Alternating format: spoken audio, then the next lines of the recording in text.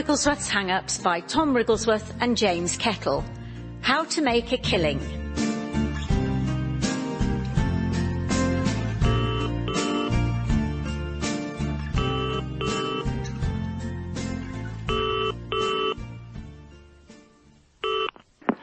Hello, Sheffield 61977. Hey, Dad, it's Tom. You all right? You all right? What sort of a sentence is that? I would have thought a reasonably simple one. Oh, you may very well think that, Tom, but without a transitive verb, it makes no sense whatsoever. If you mean, are you all right, then I would reply, I was, hitherto, in a state of quiet grace, going about my business with a sense of alacrity and no little felicitation. Oh, Dad, you've been listening to Giles Brandreth again, haven't you? What I'm saying, Tom, is that your slack-jawed mangling of the English language makes my heart sink. Nice. I mean, would it be too much to ask for you to speak upon the telephone in a manner that is at once articulate, courteous, and grammatical? All right. Greetings, Father. I trust the day finds you hale and hearty, with promise of good tidings on the morrow. Oh, now you're just taking the piss.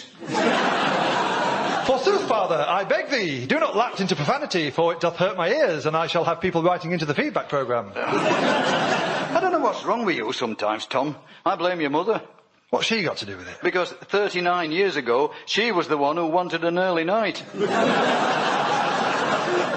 If you're about to describe the event in vivid detail, I beg you, prithee, don't. What's with all the flowery language, anyway? It's my new course, Tom. I'm learning creative writing, he added conspiratorially. Oh, God. Teacher says I'm making great strides. She thinks I could be the next Dan Brown. Are you sure she meant it as a compliment? Now you come to mention it, no. So, ladies and gentlemen, I don't know about you, but this is the sort of thing I now have to face when I ring home to speak to my parents. My mum and dad have got to the age where they start talking about spreading their wings and adding new strings to their bow in what is clearly a desperate last-ditch attempt to make up for lost time. As if they've suddenly come to their senses and thought, have I just spent 35 years plumping cushions and folding tea towels? Although, to be honest, it's all come as a bit of a surprise to me. I never thought of them as having particularly broad horizons. For example, while I now live in London, they still live in the same area where I grew up in Sheffield, South Yorkshire. There was some wildly ambitious talk a few years back about them relocating to the next postcode, but ultimately they felt that the changing climate and the effect it might have on their joint made it too much of a leap in the dark.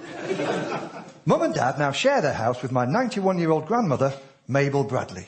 It's been great for them to spend plenty of time with Granny in her twilight years. So as she often says, at least someone's getting something out of the deal. I'm going every Monday, Tom. It's a beginner's class. I can tell I'm doing well because everyone else in the class is already saying I should move up to the intermediates. Some of them very vocally. Richard? Oh, now, hold on, Catherine. I'm assuming a submissive posture, making it clear I offer no threat, and I'm passing you the phone with a relaxed and open hand. What? Tom, it's your mum. Mum? What's all that about? Oh, it's this self-defence class I've been doing. It's got your father very on edge. Why? Well, yesterday he passed me the TV remote in a slightly aggressive manner, and I couldn't help but act on pure instinct.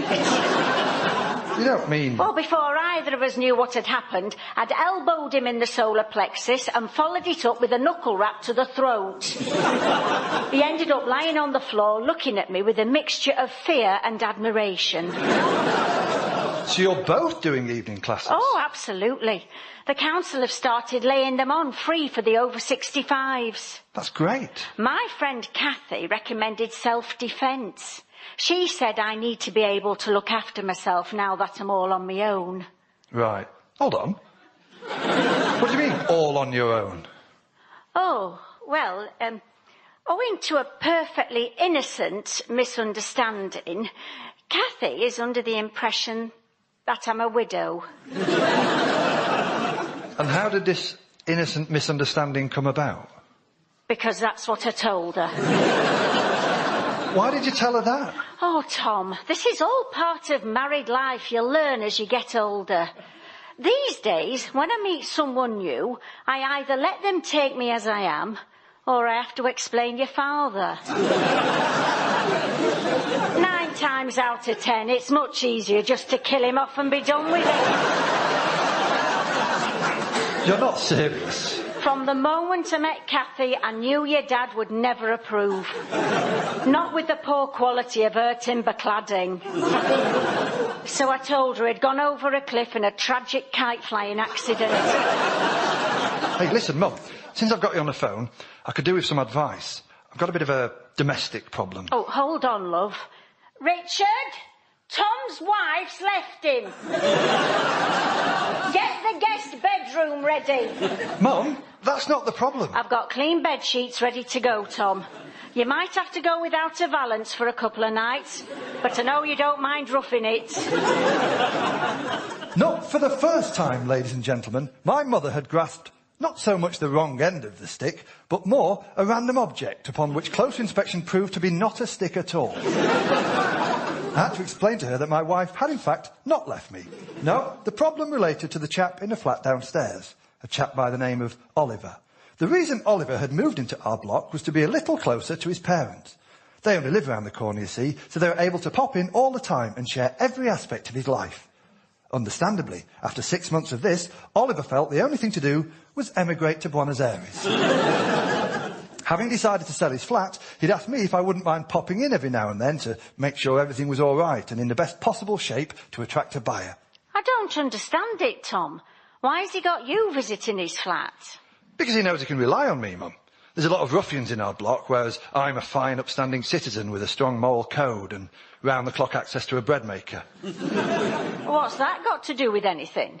Mum, if we've learnt anything from property programmes on TV, it's that it's impossible to sell a house without the smell of freshly baked bread. The only way to get people to accept the insane and largely fictitious price is to distract them with a waft of rosemary focaccia. Oh, it wasn't like that in our day, Tom. When your dad and I viewed our first house, the only thing we asked the man was, is it likely to fall down? When he said probably not, we just knew it was the place for us. Well, anyway, I have to go down there a couple of times a week now and just bake something to keep the homely bready aroma topped up. I was round there earlier on, curling out a granary loaf, and I got a bit peckish. So what did you do? I made myself some spaghetti. Very nice. No, Mum, it was a disaster. Thanks to 4 dreadful words. Lloyd Grossman pasta sauce. Oh, no, Tom. Not Lloyd Grossman. He's no more to be trusted with Mediterranean cooking than he is with vowels. Well, I got the pan on the hob and the bloody thing started spitting right up the kitchen wall. Oh, no. I don't know what Lloyd Grossman puts in this stuff. It's like cooking with liquid shrapnel. The place is supposed to look warm and inviting. Now it's more like the scene of a homicide. Oh, I don't know what to suggest, Tom. When we get a stain we can't handle, I normally drag a bit of furniture over it to cover it up. You know that roll-top desk in the living room? That marks the site of one of your very first nosebleeds. Brought on by the excitement of a Roland Rat Christmas special. Catherine? Sorry, love, I didn't mean to startle you. There's no need to defend your ground. That's all right, Richard. Honestly, Tom, this self-defence class is playing havoc with my reflexes. I've only got to so much as look at your father before I want to attack him in the vulnerable areas of his face and liver.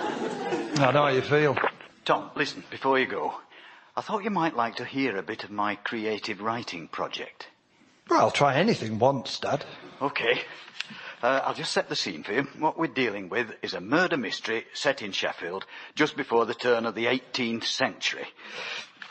I'm aiming for a sort of bloodthirsty thriller, but sprinkled with fascinating and little-known facts about local landmarks. I can't believe no one's ever thought of this before. Amazing, isn't it? Right. The sound of a knife bouncing off the cobbles filled the evening air. It was a weak sound, barely a tinkle, because it was not a knife of any great heft, and certainly not a top-quality stainless steel blade that Sheffield would soon become world leaders in producing. Leaving his weapon behind him, the murderer ran down Pond Hill, past the old Queen's Head public house, which had been built in the 1400s, but uniquely for the area still retained its original timber frame. It would come as no surprise when it gained Grade 2 listed status 150 years later. But the moves of future generations to safeguard the city's heritage would be no consolation to the murderer's latest victim, coming as it would a century and a half after they'd had their head cut off. Oh, what do you think so far, son? Ladies and gentlemen, I don't know what's more of a risk to public safety. The damage my mum can do to people's bodies with her self-defence, or the damage my dad can do to people's mental health with his literature. Meanwhile, I still had the situation with Oliver's wall to deal with. Now, I knew that if someone really wanted to buy the flat, they weren't going to be put off by a splattering of pasta sauce on the wall. But I didn't want to let Oliver down. He trusted me to take good care of his property and keep it in the best of nick, not subject it to a sort of Lloyd Grossman-branded dirty protest. I went down there again the next day, scrubbing away to try and get the stain out, but it was only making things worse. I'd got rid of the stain in some areas, but only because I'd also got rid of the wallpaper and most of the plaster underneath. Hello? Hey, Granny, it's Tom. Oh, hello, Thomas. Listen, I can't talk for long. I'm right in the midst of things. Ah, doing a bit of knitting, are you? I haven't time for knitting, Thomas. Not when the town crier's just strangled another prostitute. Blimey.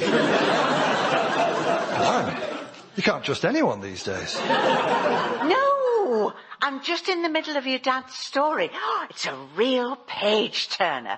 I'm sure it's the town crier that's done all this murdering. He's got the perfect cover, being a town crier. No one would expect him to be able to keep something like that to himself. Please, Granny, don't tell me you're encouraging Dad in all of this. You never know what's going to happen next, whether it's going to be a brutal stabbing or another 6 pages on the evolution of Sheffield's architecture. He's only doling it out to me one chapter at a time. He reckons otherwise the excitement is more than the human body can bear. I do like a responsible author. Every time I finish a chapter, I pass it straight on to the others at lunch club. My friend the Colonel's loving all the blood and guts. Says it takes him right back to the good old days before the 1948 Geneva Convention. You're not serious, Granny. You're not passing this stuff on. We need to quarantine the outbreak, not have you acting as a carrier. Your dad's getting quite a following, Thomas. All this strangling and slaughtering. I don't think I'll ever be able to get back to Catherine Cookson. Is that Tom on the phone? Let me have a word with him. Tom? Mum, what is going on? Please tell me you haven't read Dad's book. Oh, no, of course not, Tom. I've heard practically every word that's come out of your dad's mouth for the last 40 years. Why on earth would I want any more of it in writing? Fair point. Now, how are you getting on with that spaghetti stain? I've scrubbed away at it, but it's just made a bad situation considerably worse. I tried calling the plasterer, but he says he can't make it round for a fortnight. They've got a lot on, apparently. I'm not surprised, Tom. Italian food's never been more popular. No, I did... Oh, never mind. Hey, maybe you should have a word with the plasterers. See if you can persuade them to hurry up with some of your self-defence moves. Oh, no. I've knocked the self-defence on the head, Tom. It's turned me into a menace. Really? I was at church the other day. Eileen startled me with a collection plate, and I gave her a Chinese rope burn. So no more classes? I've switched. Instead of self-defence this week, I went to sketching. Oh, that sounds much more like you. What are you sketching? Fruit? Landscapes? Nudes. Nudes? I know. I thought the same as you. They'd give us a nice bowl of grapes or something. Turns out you've got a young man in front of you and he's stark naked. I tell you, Tom, it was a real eye-opener. I bet. We're all sitting there with our easels. This fella comes out in a dressing gown, drops it on the floor and starts stretching. Said he'd just been on a 2-hour bike ride and he couldn't help being incredibly stiff. Goodness me. The instructor said we should start drawing him. Well, Tom, I didn't know where to look. Or rather, I did know where to look, and I didn't want to look at it. Did you actually finish the picture? Yes, but I took longer than everyone else. Turns out I was the only person to sketch a 3-piece suit to cover him up. The whole thing was shocking, Tom. I've never felt more horrified. So you won't be going back? No, I didn't say that, did I? I mean, it's a 4-week course. If I stop now, I won't get the full benefit. Yeah, but... Oh, hold on. Your dad's here. Hello. All right, Dad. How's the creative writing going? Brilliantly, Tom. Brilliantly, superbly, exceptionally, radiantly, abundantly. Yeah, I get the gist. My story's been lapped up by an admiring public. I use the word lapped very advisedly because very few of them still have their own teeth. Yeah, I've heard. The secret to success in a murder mystery, son, is to have a compelling detective. As Conan Doyle had Holmes, as Agatha Christie had Miss Marple, so I have Superintendent Wrigglesworth. Superintendent Wrigglesworth? A man who men want to be and women want to be with. He's got incredible powers of observation, takes pride in his work, and he doesn't suffer fools gladly, which is why he doesn't get on very well with his son, Tim. Tim is a great disappointment to Superintendent. He's one of life's wasters. Tim has a chronic lack of punctuality and fails to take on board useful advice, even when it's offered with the best of intentions. Where do you get these ideas from, Dad? I like to imagine the superintendent is one of my ancestors, a distillation of all the best in the Wrigglesworth gene pool, minus all the stuff that ended up in you. How delightful.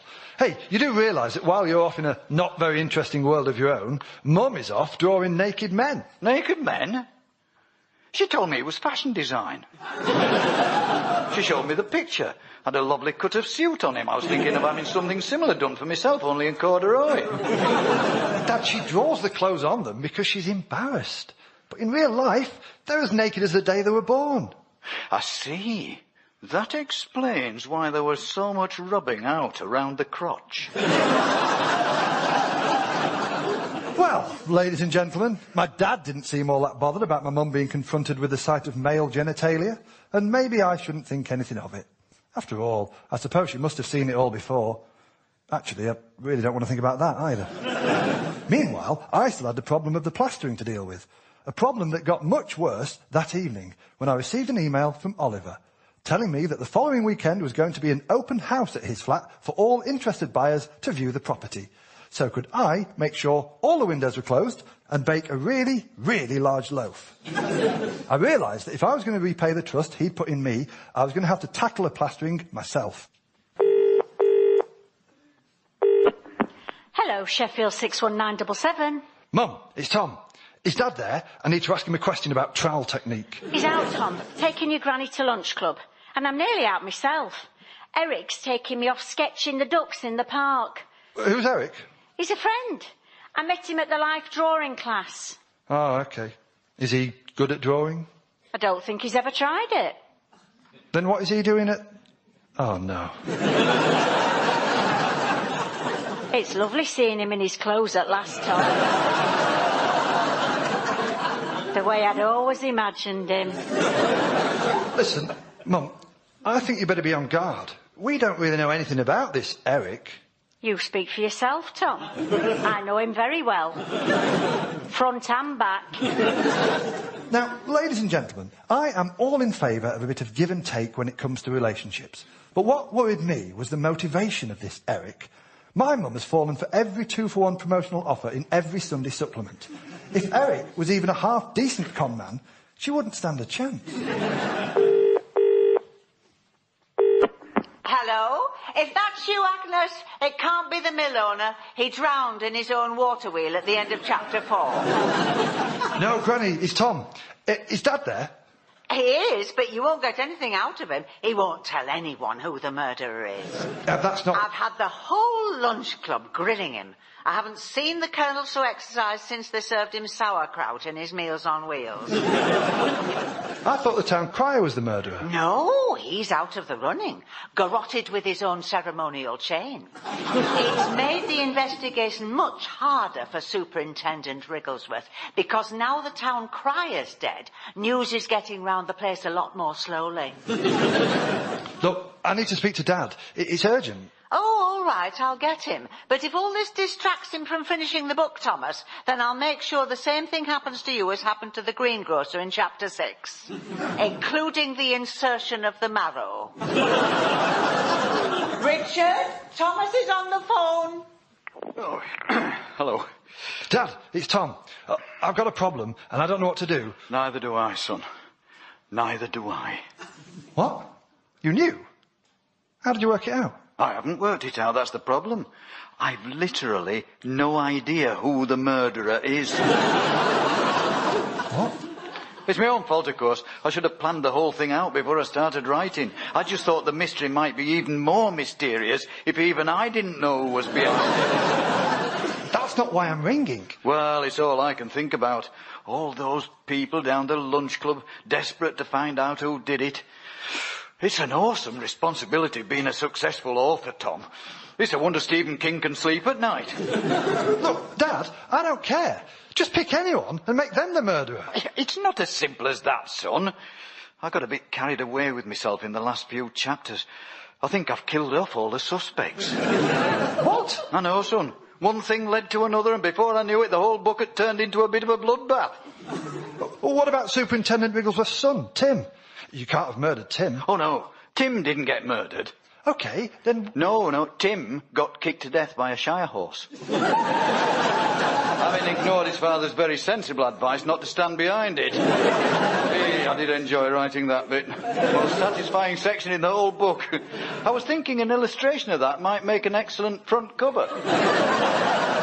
Dad, it's impossible to stress how little I care about this. There's only one person left who could have done it. Of course, I've had my suspicions, but I didn't want to admit them even to myself. The murderer has to be Superintendent Wrigglesworth. Oh, for God's sake. I know it's a lot to take in, Tom. I'm as appalled as you are. He's supposed to be the ruddy hero. Dad! I'm not sure if I can bear to write this last chapter. Oh, dear. Let's talk later, son. No, and... useless. Absolutely useless. I know. Call that an ending. Granny? Were you listening on the extension the whole time? Of course I was, Thomas. What's the point of living with your son-in-law if you can't eavesdrop on his every waking move? Well, now you know who did it. Your father's made a complete pig's breakfast out of the whole thing. I haven't felt this let down since the end of Harry Potter. I was always rooting for Voldemort. Granny, this is not why I'm phoning. Mum is out with a man. Now, what have you got to say about that? What are his prospects? Well, she says he's pretty well off. Then I think we shouldn't be too hasty. Especially if he knows how to put together a decent murder mystery. Granny? I'm pulling your leg, Thomas. Don't you trust your mother? She's never going to look at another man. She's perfectly content with your father. They always used to say in her school reports, Catherine struggles with low horizons. Well, ladies and gentlemen, I was sure my granny was right. I shouldn't be spending my time worrying about my mum and this Eric. I'm sure it's as innocent as any other trip to a duck pond with a frequently naked man. Anyway, I had even more important things to worry about. I had to get Oliver's wall plastered, and I was soon to find out a funny thing about plastering. It's only once you've learnt to mix your plaster, only once you've prepared your surface and acquired all the tools, it's only then do you realise that plastering is actually absolutely impossible. My first attempt looked really good, if what I'd been attempting to do was not plastering, but applying a layer of pebble dash. So I tried again. Now I had something that was covered in tiny peats, like the frosting on a Christmas cake. But on the third attempt, I got it right. I'm not saying it was perfect. I'm not saying that an eagle-eyed observer who really knew their stuff wouldn't be able to spot that the section of the wall above the cooker was 4 inches thicker than the rest of the room. But I felt it was going to be okay. I hadn't let Oliver down. And as the smell of freshly baked bread wafted once more through the flat, I was certain the open house would be a success. Hello? Sheffield 61977? Hey, Mum, it's Tom. How's everything going? How was your day out with Eric? Oh, Tom, it was awful. Oh, Mum, what happened? I wasn't expecting it at all. Everything just got physical.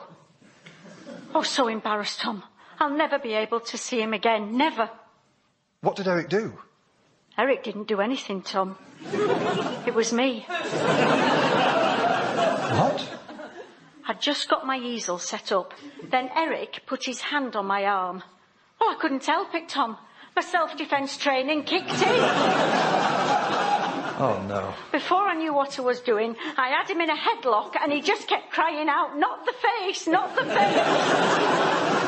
Why did he put his hand on your arm? He'd spotted a kingfisher. Oh, Tom, I can't go to evening classes anymore. I'm not to be trusted. I suppose it's right what they say. A little knowledge is a dangerous thing. Did you manage to sort out your problem with the stain? Oh, yeah. Resolved the whole thing. Replastered the wall, made it all look lovely. The flat ended up selling at 20 grand over the asking price. Well, that's good. Yeah, I met the bloke who bought it. He said the first thing he's going to do is rip everything out and start from scratch. Oh, dear. Oh, hold on. Your dad's here. Richard, it's Tom.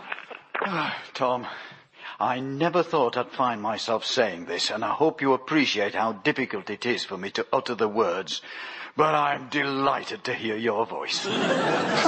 Really? Every time the phone rings, I think it's one of your granny's cronies threatening violence. They don't like the end of the book, then? There is no end to the book, Tom. I couldn't face it. Superintendent Wrigglesworth's one and only case will remain forever unsolved. It's probably for the best, Dad. Maybe you should try a different class. Something more suited to your talent. Intermediate shouting at tradespeople or advanced complaining about the implications of the European Union. No, I think I'm done with classes, Tom. I hear Mum's giving up on the classes too. Oh, yes. She doesn't need to go down to the community centre to draw. She can do all that here. Well, yeah, I suppose so. Speaking of which, I probably ought to go and resume my position.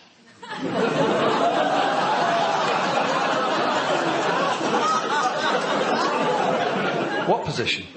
I'm modelling for your mother. Please tell me you are wearing clothes. Tom, we are talking about a work of art. We certainly are not. Anyway, you'll soon be able to see for yourself. Your mother's very pleased with how the picture's turning out. All being well, we're going to hang it in the guest bedroom. So the next time you come to stay, it'll be the first thing you lay your eyes on when you wake up in the morning. Words fail me. Something to think about. Hey, son. It certainly is, Dad. It certainly is.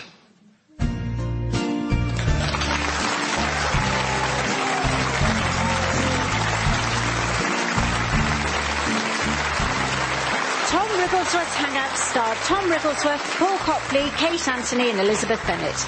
It was written by Tom Wrigglesworth and James Kettle with additional material by Miles Jupp. The producer was Richard Morris and it was a BBC radio comedy production.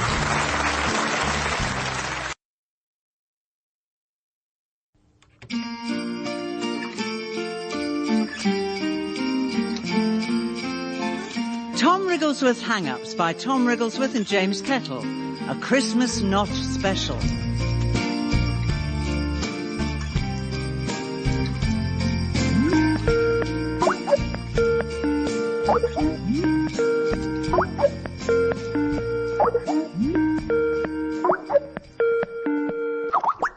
Hello, Sheffield 61977.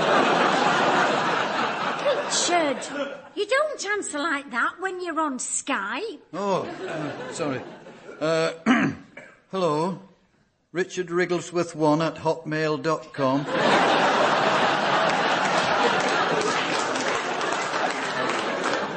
Can you see him? Hello? I can just make out a sort of blur. That'll be him. Hold on, it's coming into focus. Oh, dear. Even after all these years, it's hard to get used to that sight. Like a normal human being in a hole of mirrors. Hello, Thomas. It's your granny. Can you see us? No, I can't. I think your webcam's fallen down the back of the computer cabinet. All I can see are some cables and a packet of statins. What's he doing there? He's moving his mouth, but nothing's coming out. Stop mucking about, Tom, and speak up. You haven't turned your speakers on. Turn the speakers on. He's making a lot of gestures, Rich. Very frenzied. Reminds me of when he was 7, when we left him locked in the car at the shopping centre. Right in the middle of that unexpected heat wave. Hold on. I don't think I've turned the speakers on. Oh, that's much better. Can you hear us, Tom? I've always been able to hear you. Well, why didn't you tell us before? Honestly, Tom. The way you muck us around, it's no wonder I've got elevated blood pressure and I can't find my statins. I think I might know where they are. How far away are you, Thomas? About an hour. Tom, it's 2:30. Christmas dinner is on the table in 10 minutes. We have to be finished in time for the Queen. You know your father can't listen to that woman speak on an empty stomach. Are you really going to be an hour? I didn't say I was going to be an hour. I said I'm an hour away. There's a bit of a problem with the car. You know how the petrol light comes on, even though there's plenty of petrol still left in the tank? Of course. And you think, oh, there's no need to fill up just yet. I mean, it's just the petrol light. Absolutely. Well, I've run out of petrol. Hello? Hello? Mum? It's no use, Richard. He's completely frozen. That might not be the technology, that might be him. He's never been much of a mover. Hello? I can still hear you. He's not blinked in a while. That's never a good sign. In my experience, when people go like that, they're either dead or very angry. Best thing to do is keep talking to him, Catherine. They say the hearing is always the last thing to go. Well, ladies and gentlemen, this is not the normal kind of conversation I have with my parents. Usually, I'm calling from my flat in London, the city that never sleeps.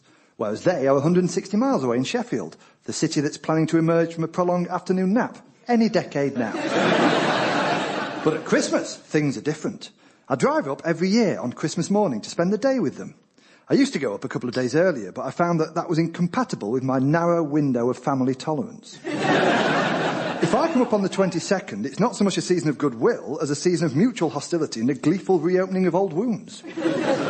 Basically, in order for us all to remain on speaking terms by Boxing Day, I can't arrive until the sprouts have just come to the boil.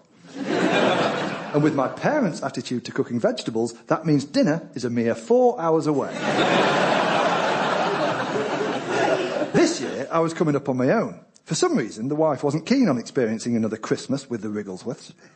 Perhaps because when you've seen one, it feels like you've endured them all. I bet you left everything till the last minute. I did all my Christmas shopping in June, even the veg.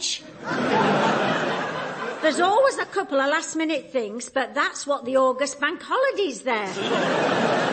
Yeah, great. So, Thomas, are you just sitting there in your car waiting for the AA? Yes, Granny. Well, I think you should stay on the Skype. That way you can share Christmas with us the same way you would if you were here. Yes, that sounds like a wonderful idea, son. I can't think of how many times I've been talking to you and wished I could turn you off at the wall. Now I can. Whereabouts are you, Tom? Near Northampton. I can't see much, just roads and a field. And a wind farm. Oh, wind farms. I expect it's an absolute eyesore as usual. I quite like wind farms, Dad. They're a symbol that we're building a future not dependent on fossil fuels. I don't think you're exactly in a position to lecture us about depending on fossil fuels, Tom. Who's that ringing the doorbell on Christmas Day? Carol singer's brilliant. What a wonderful opportunity to try out the new jet washer. Maybe it's Noel Edmonds. Noel Edmonds? Well, you know what he gets up to at Christmas? Going round, handing out presents to people. If it's Noel Edmonds, you can forget the jet washer. Tell him to come back in 10 minutes. I'll be ready at an upstairs window with a pan of hot fat. I'll go and see. Richard, if you want to take your aggression out on something, I've got a saucepan full of Swede that isn't going to mash itself. I wish I could find my statins. How are you enjoying Christmas, Granny? Very nice, Thomas. We haven't opened the presents yet, but I bet I know what they've got me. Your dad will have got me a lovely scarf, and your mum will have got me a lovely scarf. To be honest, I'd prefer it if they just turned the heating up.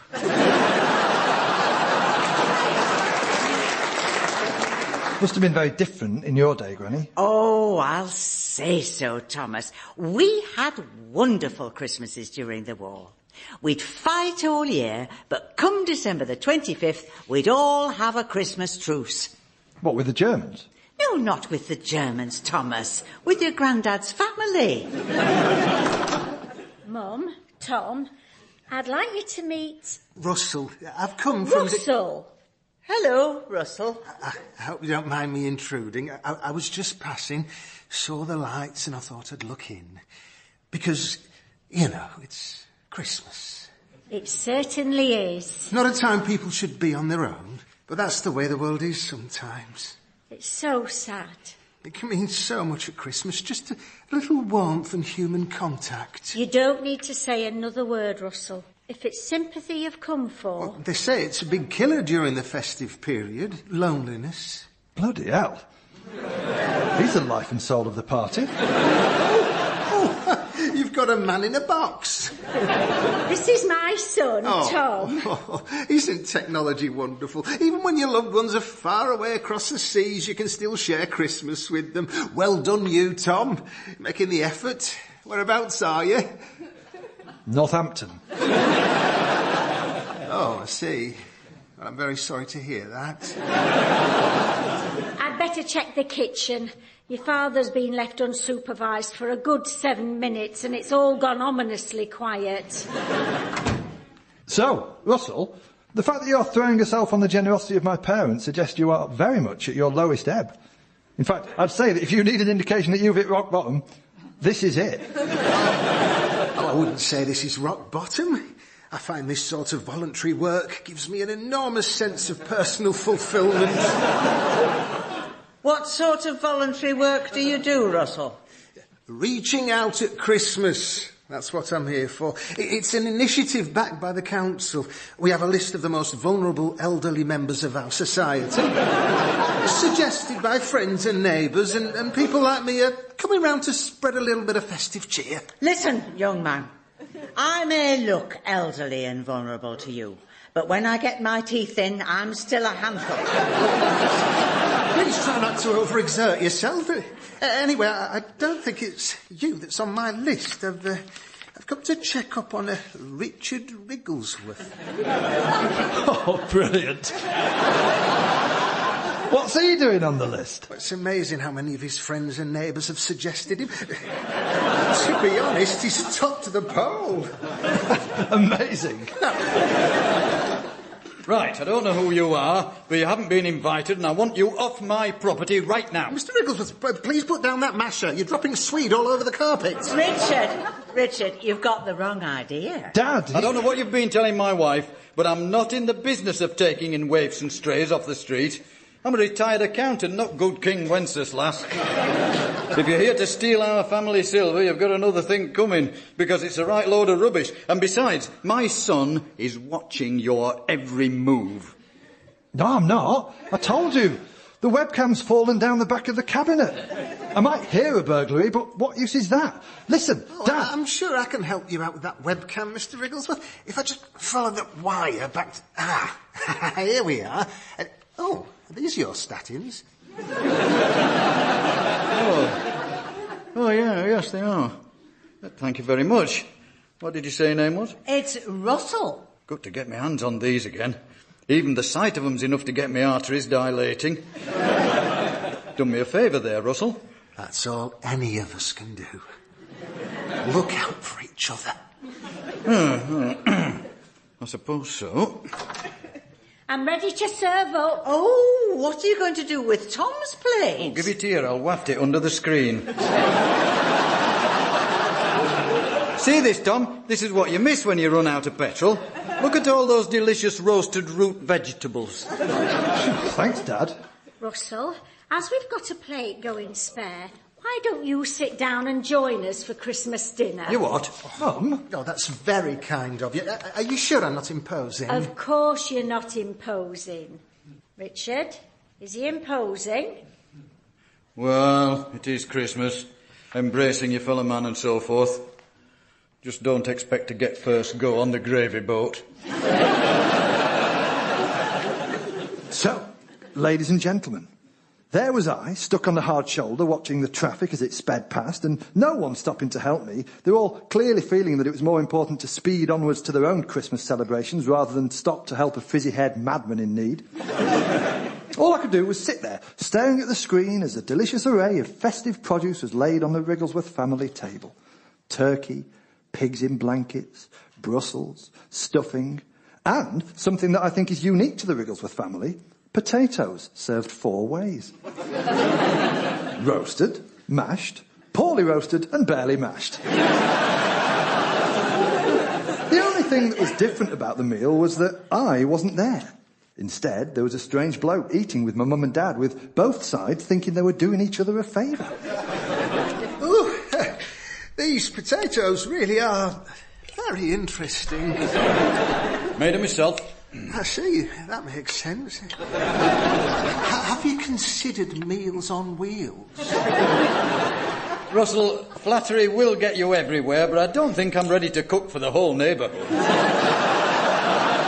Dad, I don't think that's what he means. Tom, I didn't go to all the trouble of wheeling the computer in here just to have you grumbling from inside the screen like Claudia Winkleman. I don't know what's wrong with that woman. Cheer up, Claudia. You've got dancing to watch.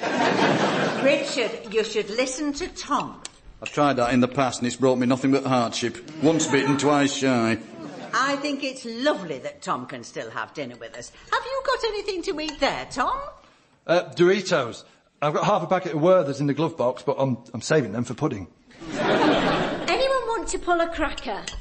I think I already pulled one 40 years ago. Oh, Richard! I knew that second cup of eggnog was a mistake. I'm up for a cracker. Do you want to pull one with me, Mr. Wrigglesworth? Fair enough, but as you're not family, I get to keep the contents. Right. Brace yourself, everyone. I don't want anyone getting startled when this little beauty goes off. Here we go. 1, 2, 3... Well, that was a bit of a disappointment. Don't be upset, Mr. Wrigglesworth. Here, put your party hat on. What else did you get? A right load of rubbish, a plastic donkey, and to think I had my heart set on a packet of tiny screwdrivers. Is there a joke? Oh, yes, it's fallen out over here. Shall I read it? Give it here. You'll never be able to do it justice. You need timing for this sort of thing. Right, here we go. What is the difference between the kingdom of God and a single grain of mustard? I've not heard this one. I don't know. What is the difference between the kingdom of God and a single grain of mustard? The kingdom of God is like a seed which appears smaller than all the other seeds, but it will grow to be greater than the other seeds and put forth mighty branches.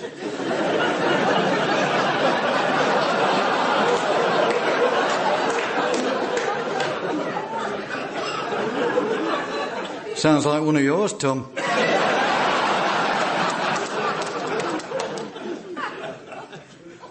I don't get it. Honestly, no pop, plastic donkey and a rubbish punchline. What kind of crackers are these? Let me see the box. Well, there you go. These are biblical Christmas crackers. It says here they allow you to enjoy all the fun of the festive period while still commemorating the birth and ultimate sacrifice of our Lord. Well, that's put a downer on the whole procedure. Fancy bringing him into it. And how come these biblical crackers don't go pop? Well, they're Christian, Dad. They probably don't believe in the Big Bang.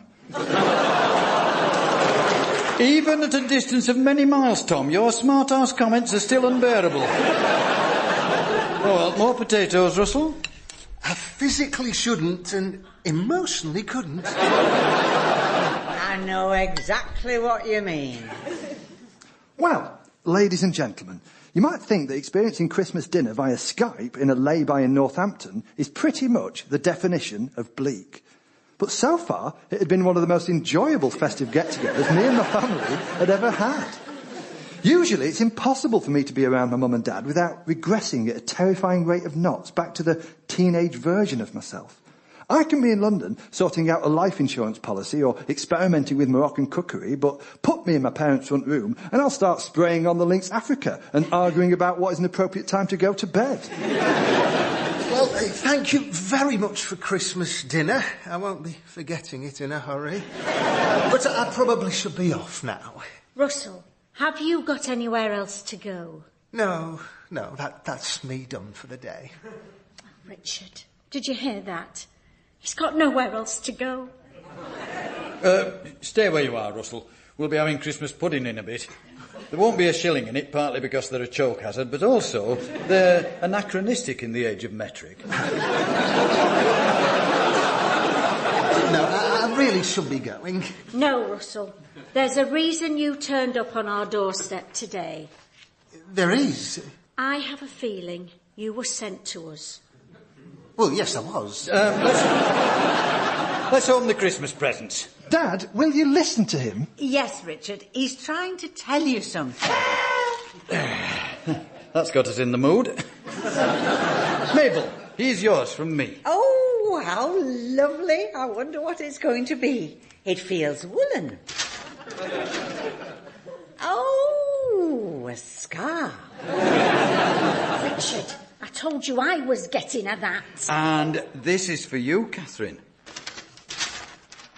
Humps and Bumps, a light-hearted history of traffic calming measures.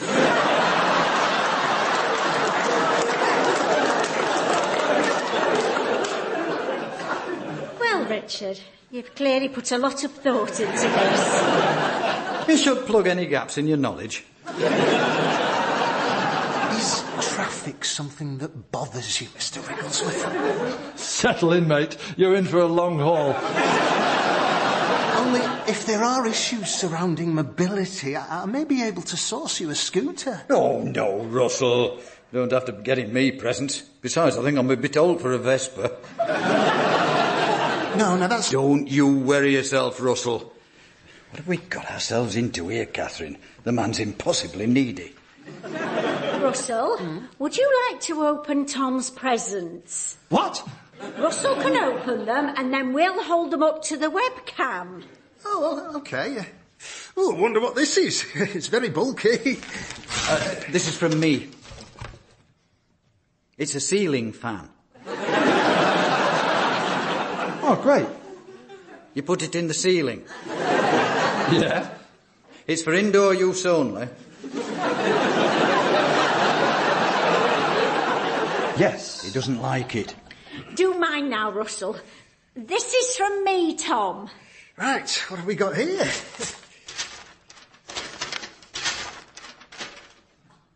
Oh, it's a mini trampoline.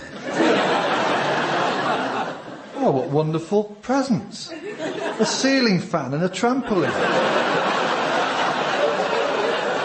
You know me so well. We got them in a 2-for-1 deal at Atkinson's. The man said it was very important not to use them both at the same time. He's frozen again, Richard. Can you hear us, Thomas?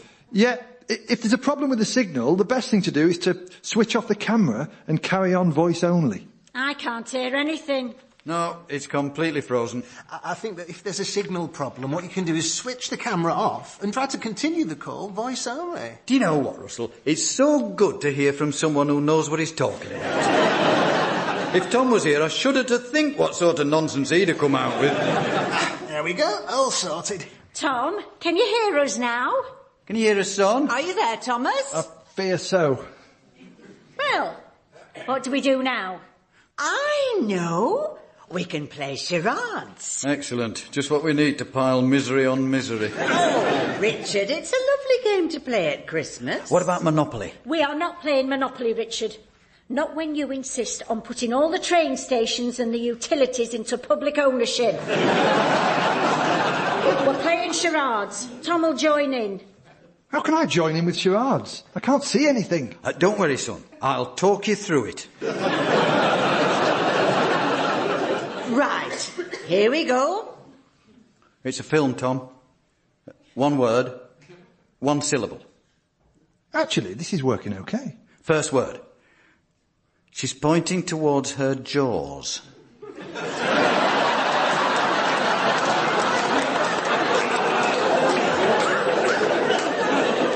Right, I'm going to stick my neck out here.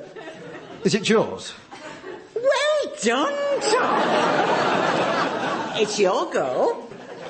Russell, why don't you have my go? Oh, OK, I think I've got something. Is it a book or a film or... He's shaking his head, Tom. Is it a television programme? Still shaking his head. Well, what is it then? It's an opera. We're going to be here for a while. Is the title of this opera in English? Russell's shaking his head, Tom. Oh, Christ. Go on, Tom, don't give up so easily. But it's an opera. I don't know any operas. Oh, well, Tom, if you've not bothered yourself to engage with one of the most sophisticated art forms music has to offer, then I'm not sure I can help you. Russell, I think we give up. Oh, that's typical of you, Tom. No sooner does a setback appear than you throw in the towel. No wonder you took longer to teeth than any of the other kids. Couldn't even put the effort in to wear down your own gums. Richard! He's always been a quitter, Russell, for as long as I can remember. Oh, Richard, not now. Not at Christmas. I don't know where he gets it from, Russell. He doesn't get it from me. I've never been a quitter. Once I've started doing something, I keep doing it, even when it's obviously going to end in disaster. Even when he was a baby and we brought him home, the first thing he did was start pretending to have a chest infection. He did have a chest infection. I'm still not convinced we took the right baby home. Richard, what a thing to say. Well, the NHS was in a rum-out state in the late 70s. As long as the number of mothers and the number of babies matched up, they were happy to pitch you out the door. Every now and then they got out with the numbers and they had to give somebody twins to balance the books. Please try to calm down, Mr. Wrigglesworth. And it's not good for you to grip that double issue of the Radio Times so tightly. It's not easy, Russell, living your whole life with what you're pretty sure is a cuckoo in the nest. Oh, what was that? It's me! I'm still here! Tom, you bloody fool, what did you go and do a thing like that for? You've made us all jump. I've spilt eggnog all over the place. Oh, Richard, it's all over your trousers. And it's flicked onto your granny's new scarf. It's all right, I've got a spare. Pass it here. I'll go and put it into soak. Richard, go upstairs and change your trousers. I need to get to the lavatory anyway. That eggnog's gone through me like a brick through an estate agent's window. I'm going to see if I can make myself useful. Lend a hand. All right, Granny. Seems like it's just you and me. Sorry about the argument. Nonsense, Thomas. Christmas wouldn't be Christmas without people in the same family shouting at each other. Why is it, no matter how old you are, whenever you go home to see your parents, you start behaving like a little kid again? Why is that, Granny?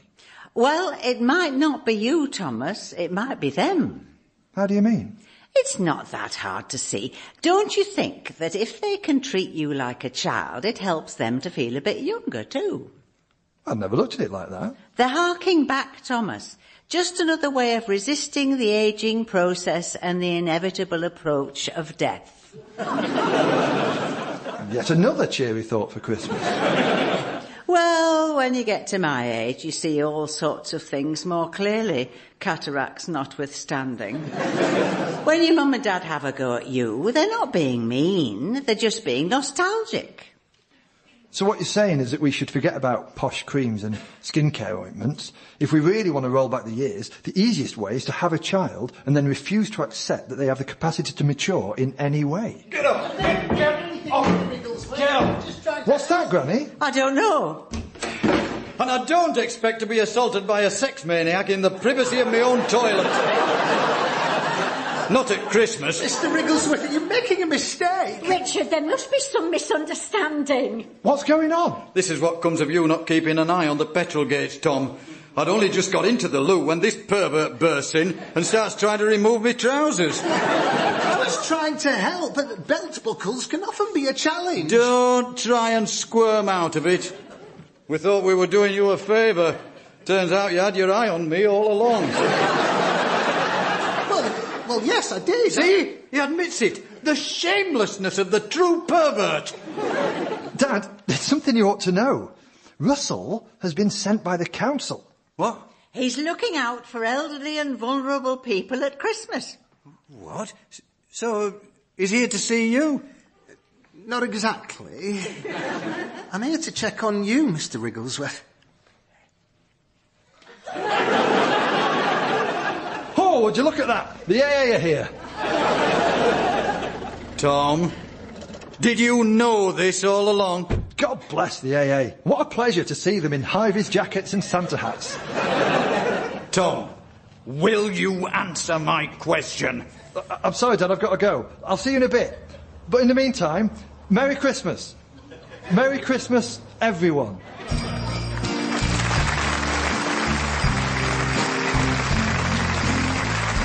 Tom Wrigglesworth Hang-Up starred Tom Wrigglesworth, Paul Copley, Kate Anthony, Elizabeth Bennett and Chris Pavley. It was written by Tom Wrigglesworth and James Kettle, with additional material by Miles Jupp. The producer was Richard Morris, and it was a BBC radio comedy production.